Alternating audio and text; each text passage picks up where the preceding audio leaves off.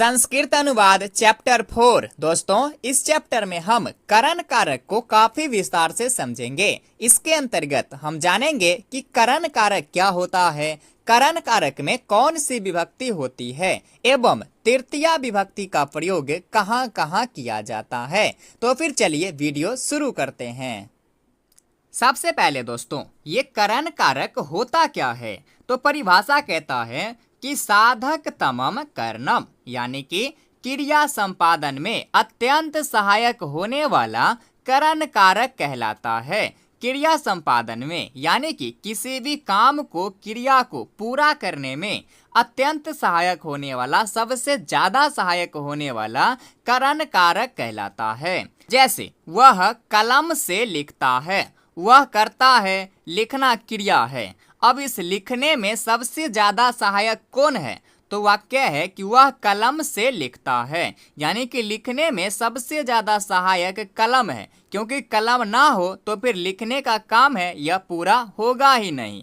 तो सबसे ज्यादा सहायक कलम है, इसलिए कलम क्या हो जाएगा? करण कारक हो जाएगा, क्योंकि परिभाषा कहता है कि क्रिया संपादन में अत्यंत सहायक होने वाला करण कारक कहलाता है।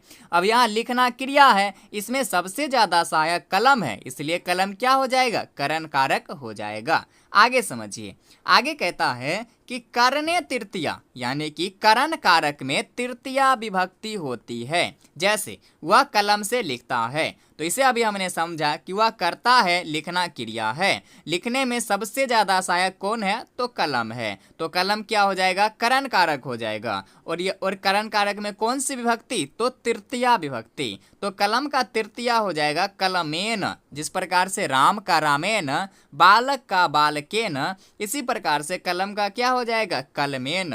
वह कलम से लिखता है, सह कलमेन लिखते। इसी प्रकार से और समझिए, वह मुख से बोलता है, वह करता है, बोलना क्रिया है। अब बताओ, इस बोलने में सबसे ज्यादा सहायक कौन है? तो मुख है, क्योंकि जब मुख ना हो तो फिर बोलने का काम होगा ही नहीं, इसलिए बोलना क्रिया में सबसे ज्यादा सहायक मुख है। तो मुख करण कारक हो जाएगा, और करण कारक में तृतीया विभक्ति। तो मुख का तृतीया क्या हो जाएगा? मुखेन। बोलना क्रिया है, बदती। वह मुख से बोलता है, सह मुखेन बदती। चलिए आगे समझिए, आगे कहता है सहार्थे तृतीया। सह, इसको तोड़ेंगे, सह जोड़ अर्थे तृतीया, यानी कि सह के अर्थ में तृतीया विभक्ति होती है। सह मतलब क्या होता है? साथ। सह मतलब साथ, शब्दों के योग में तृतीया विभक्ति होती है। जैसे राम के साथ सीता जाती है। राम यहाँ क्या है? साथ। साथ के लिए क्या लिखेंगे? सह।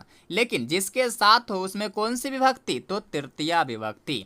किसके साथ है? तो राम के साथ, तो राम में तृतीया विभक्ति लगाएंगे, रामेन। साथ के लिए सह, सीता के लिए सीता, जाती है गच्छति। फिर है सीता के साथ लक्ष्मण खड़ा है। फिर साथ आ गया, साथ के लिए क्या लिखेंगे? सह लिखेंगे। किसके साथ है? तो सीता के साथ, तो सीता में तृतीया लगाएंगे, सीतया।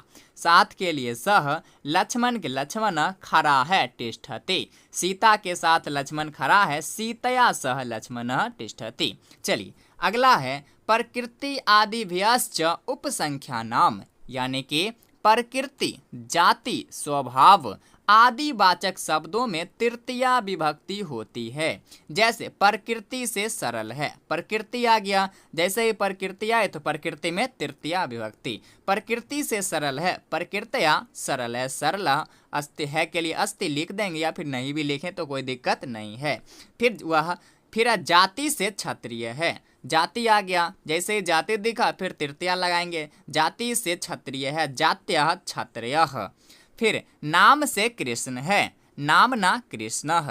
बेग से दौड़ता है, फिर यहाँ स्वभाव आ गया ना, प्रकृति या स्वभाव आ गया। स्वभाव क्या है? तो बेग से दौड़ता है। फिर तृतीया लगाएंगे, बेगेन दौड़ता है, धावति।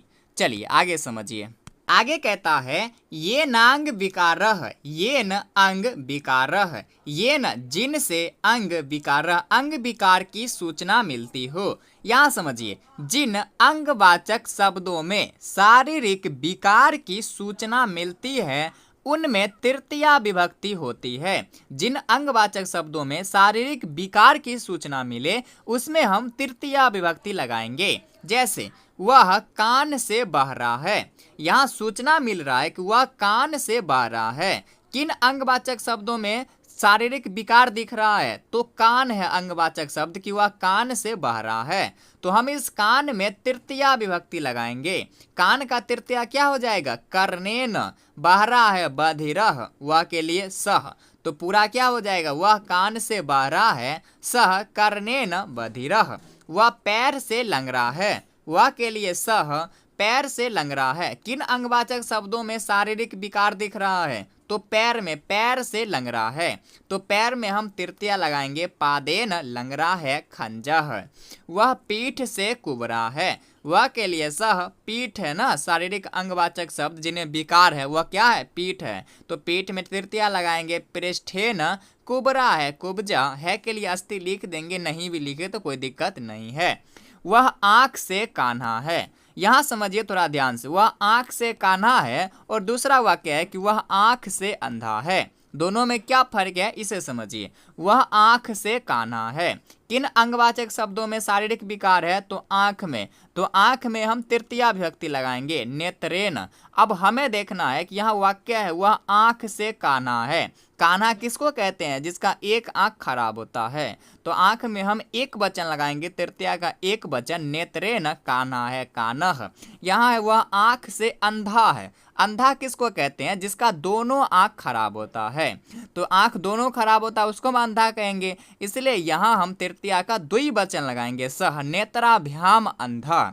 जब अंधा है इसका मतलब है कि वह उसका दोनों आंख खराब है। तो इसमें हम द्विवचन लगाएंगे, नेत्राभ्याम अंधा। वह आंख से कान्हा है, सह नेत्रेन कान्हा। वह आंख से अंधा है, सह नेत्राभ्याम अंधा। चलिए आगे समझिए। आगे कहता है हेतव तृतीया पंचमी च। हेतव, हेतव का मतलब होता है कारण, चाहे कारण कोई भी हो। कहता है हेतु अर्थात कारण के अर्थ में तृतीया और पंचमी विभक्ति होती है। हेतव तृतीया पंचमी च, हेतव के अर्थ में तृतीया और पंचमी दोनों विभक्ति होती है।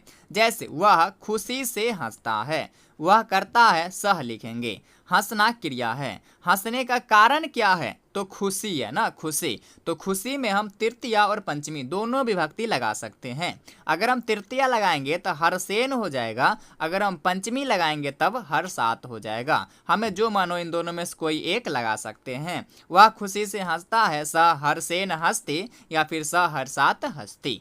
चलिए आगे समझिए। आगे कहता है इत्थम भूत लक्षणे बा उपलक्षणे तृतीया, यानी कि जिस शब्द से किसी की पहचान हो उसमें तृतीया विभक्ति होती है। किसमें? तो जिस शब्द से किसी की पहचान हो उस शब्द में तृतीया विभक्ति लगाएंगे। जैसे वह जटाओं से तपस्वी है, जटाओं से पता चल रहा है कि वह क्या है? तपस्वी है। जटा से पता चल रहा है तो हम इस जटा में लगाएंगे तृतीया विभक्ति। यहाँ जटा क्या? बहुवचन में, जटाओं से। जटा एक तो होती नहीं है, बहुत सारे होते हैं, तो जटाओं से बहुवचन में है तो हम तृतीया का बहुवचन लगाएंगे, जटाभे। तपस्वी है, तापसः, वह के लिए सह। तो पूरा वाक्य क्या हो जाएगा? वह जटाओं से तपस्वी है, सह जटाभे तापसः। फिर वह वस्त्र से सज्जन है, वस्त्र से पता चल रहा है, पहचान हो रहा है कि वह कैसा है? सज्जन है। तो वस्त्र में तृतीया लगाएंगे, वस्त्रेण सज्जन है, सज्जनः, वह के लिए सह। फिर पुस्तक से छात्र प्रतीत होता है। किससे छात्र प्रतीत हो रहा है? तो पुस्तक से। तो पुस्तक में तृतीया लगाएंगे, पुस्तकेन छात्र प्रतीत होता है, छात्र प्रतीत होता है, प्रतीयते। हल से किसान प्रतीत होता है, हल से पता चल रहा है, पहचान हो रहा है कि वह किसान है। हलेन, हल से पता चल रहा है इसलिए हल में तृतीया लगाएंगे, हलेन किसान प्रतीत होता है, किसान के लिए कृषक प्रतीत होता है, प्रतीयते। चलिए अब हम इसे थोड़ा और क्लियर करने के लिए इसी से संबंधित कुछ अनुवाद को देखते हैं। पहला है राम रथ से जाता है, राम करता है, रामः, रथ से जाता है, जाना क्रिया है। अब बताओ यहाँ जाना क्रिया में सबसे ज्यादा सहायक कौन है? तो रथ है। यदि रथ ना हो तो राम जाए ही ना। तो रथ क्या हो जाएगा? करण कारक, और करण में तृतीया, रथेन गच्छते। राम रथ से जाता है, राम रथेन गच्छते। वह हाथ से लिखता है। अब बताओ लिखने में सबसे ज्यादा सहायक कौन है? तो हाथ है। हाथ में तृतीया लगाएंगे हस्ते न, लिखता है लिखती, वह के लिए सह। फिर सीता राम के साथ बन गई, साथ है इसके लिए सह। किसके साथ? तो राम के साथ, रामेन सीता गई है तो सीता, यहाँ ये प्रथमा ही रहेगा सीता, राम के साथ रामेन, सह साथ के लिए सह, बन के लिए बनम, गई न भूतकालिक क्रिया है, लंग लकार लगाएंगे अगच्छत। सीता राम के साथ बन गई, सीता रामेन सह बनम अगच्छत। चलिए, वह शरीर से टेढ़ा है, शारीरिक अंग विकार की सूचना मिल रहा है कि वह शरीर से टेढ़ा है। शरीर से तो शरीर में तृतीया लगाएंगे शरीरेन, टेढ़ा है बकरह, वह के लिए सह। चलिए अगला है राम के बिना अयोध्या सुनी है। इसे आप रहने दो, इसे पंचमी विभक्ति में समझेंगे तो और ज्यादा मजा आएगा। चलिए अगला है धन से अभिमान बढ़ता है। अभिमान बढ़ने का कारण क्या है? तो धन है, धन में तृतीया लगाएंगे धनेन, अभिमान बढ़ता है वर्धते। आगे कहता है वह जटाओं से तपस्वी है। जटाओं से पता चल रहा है, पहचान हो रहा है कि वह तपस्वी है। और अभी हमने पढ़ा, क्या पढ़ा कि इत्थम भूत लक्षणे व उपलक्षणे तृतीया, यानी कि जिस शब्द से किसी की पहचान हो उसमें तृतीया विभक्ति लगाते हैं। तो यहाँ जटाओं से पहचान हो रहा है कि वह जटाओं से तपस्वी है, तो जटा में तृतीया लगाएंगे, जटाओं बहुवचन में है इसलिए बहुवचन लगाएंगे, जटाभे तपस्वी तापस, वह के लिए स। वह हल से किसान प्रतीत होता है। किससे? तो हल से किसान प्रतीत होता है, तो हलेन लिखेंगे, वह के लिए सह, किसान के लिए कृषक, प्रतीत होता है प्रतीयते। चलिए अब हम चैप्टर 5 में संप्रदान कारक को काफी विस्तार से समझते हैं।